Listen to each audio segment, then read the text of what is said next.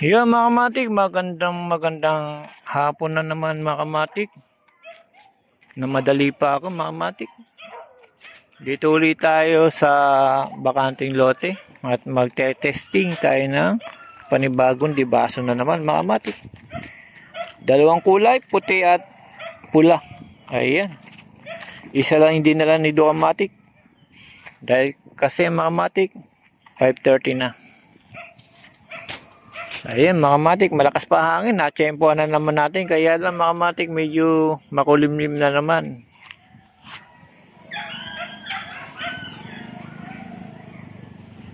Ayan mga kamatik.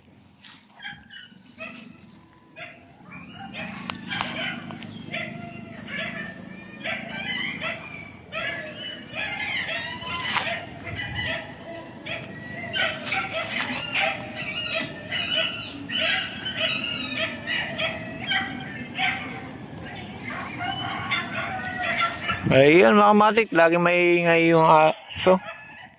Dahil sa nahuli, kaya nanibago. Ngayon mga kamatik, tara na.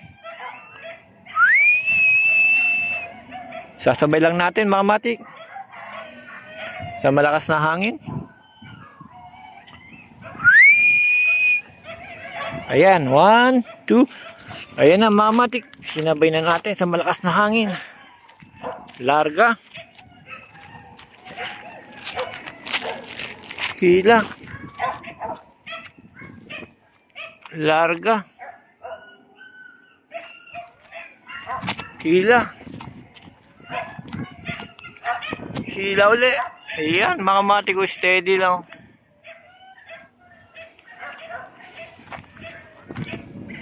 Yun, todo natin yung mga matik to todo. Larga. Hila.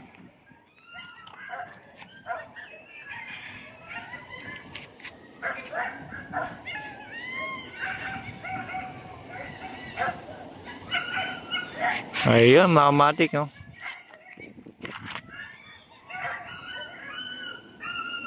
Dahil sa steady siya, mga kamatik, totodo natin. Naka-zoom na yan. Palalayuin pa natin.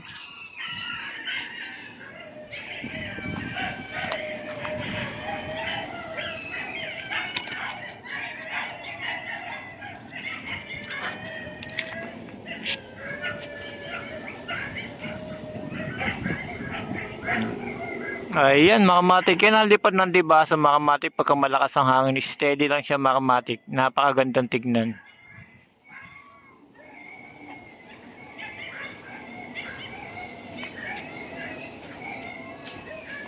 Yan mga kamatik, tumotori pa. Yan, pagka steady yung ating dibaso mga kamatik, kahit mahina hangin yan, basta maganda lipad niya sa ere.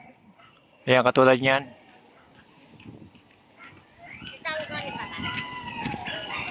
Maganda lipad mga kamatik, hindi siya naikot. Dahil sa malakas yung hangin niya.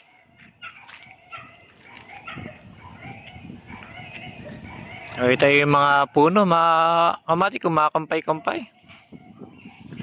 Ayan. Diba yung saan ko wala ka pa wala Hmm? Binigyan ko yun, ewan ko sa kanya kung nasaan. Binigyan ko ng tela yan. Ha? Tela. Ayan mga kamatik, dahil sa malakas yung hangin natin mga kamatik, kaya hindi siya naikot.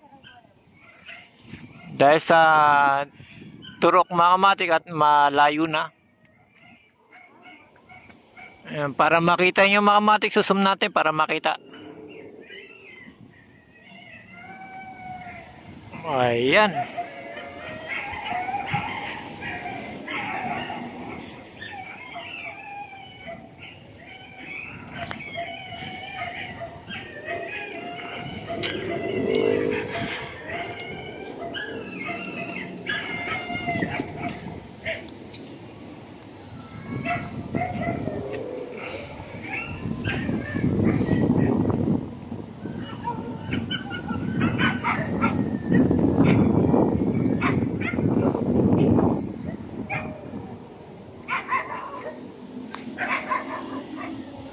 Yun mga matik, masakit na sa leg.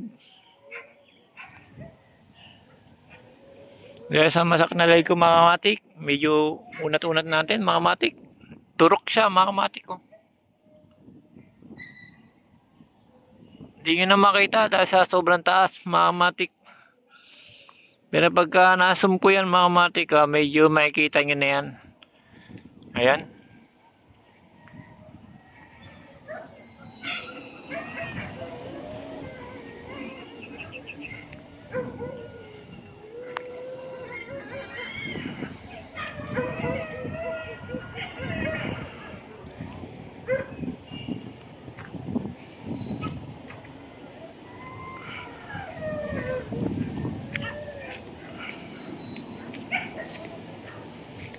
Bali naglolo ko yung ating camera, makamatik lumalabo.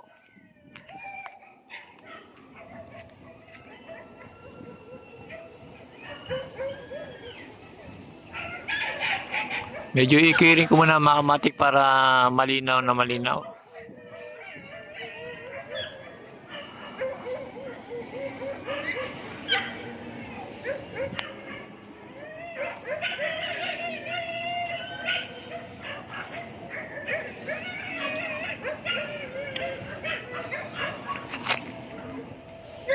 Makulimlim lagi mga kamatik, mukhang nagbabadyo ang ulan mga kamatik.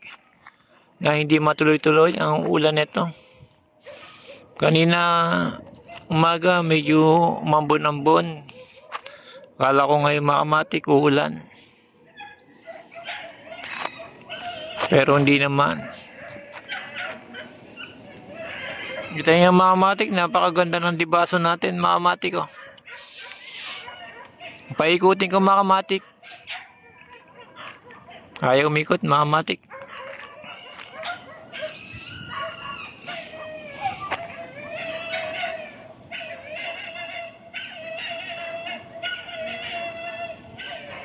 Ayan mga kamatik, ang dibaso natin ngayong araw mga kamatik.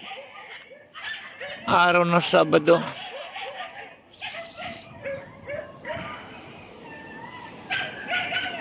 Napakaganda na lipad. At makulimlim, bukas to maganda to mga kamatik. Baka guryo ng paliparin natin.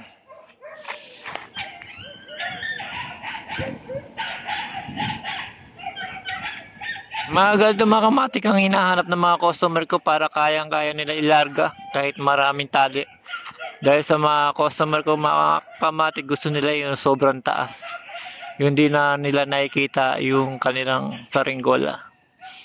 Ganun ang mga customer ko mga kamatik. Kaya pagka ganito steady saringgola mo, gusto nila yan. Yan ang maganda sa kanila mga kamatik, yung nasa dulo na at di mo makikita, natabunan na ng ulap dahil sa sobrang larga nila at inubos yung isang malaking tali mga kamatik. Malaking rolyo. Nakaraan taon mga kamatik ganyan eh. Inubos niya yung rolyo, halos di ko makita yung pala naabot na yung ulap na sobrang taas mga kamatik. Dibaso din siya mga kamatik.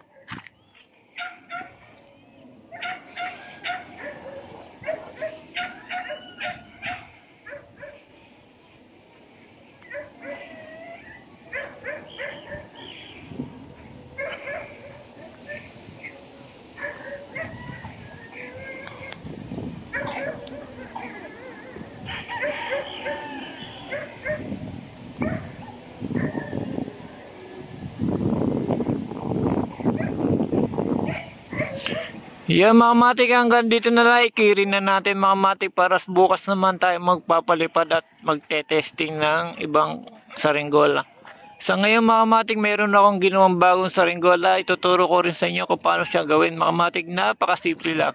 Yan mga matik, hanggang dito na lang. Salamat again mga matik sa panonood. Ito ang dibaso natin na napakagandang lipad.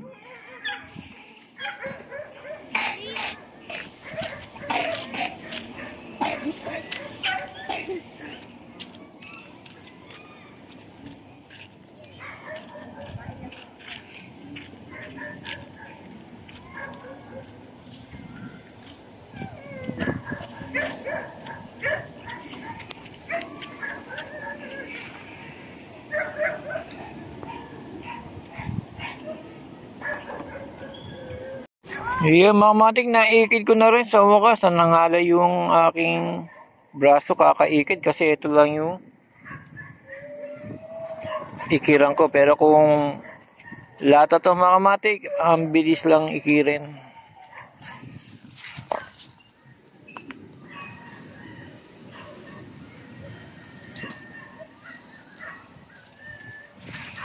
Iyon mga matik, uwian na. Bukas naman tayo magpapalipad at magte-testing na sa ringkol.